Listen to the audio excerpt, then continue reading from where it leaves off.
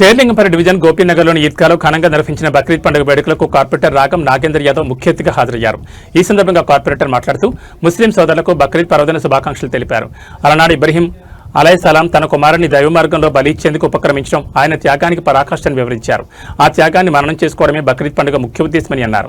బక్రీద్ పండుగ మానవత్వానికి త్యాగానికి నిదర్శనమని, సమాజంలో శాంతి సౌభ్రాతృత్వం వెల్లివిరియాలని కోరుకుంటున్నట్టు తెలిపారు. డివిజన్ అభివృద్ధికి అన్ని వర్గాల సహకారం అవసరమని కార్పొరేటర్ పేర్కొన్నారు. త్యాగానికి ఐక్యతకు ప్రత్యేకమైన బక్రీద్ పండుగను అందరూ సామరస్యంగా సోదరభావంతో జరుపుకోవాలని పిలుపునిచ్చారు.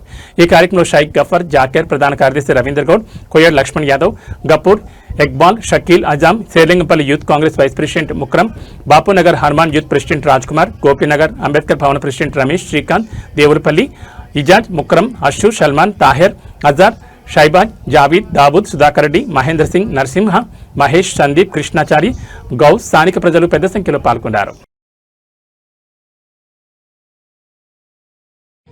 చేసుకోవడం చాలా సంతోషదాయకం. ముఖ్యంగా గోపీనగర్లో ఉన్న ఈద్గాలో గత రంజాన్ మాసంలో నన్ను విజిట్ చేపించి ఇక్కడ ఫ్లోరింగ్ లేదు అని చెప్పడం జరిగింది.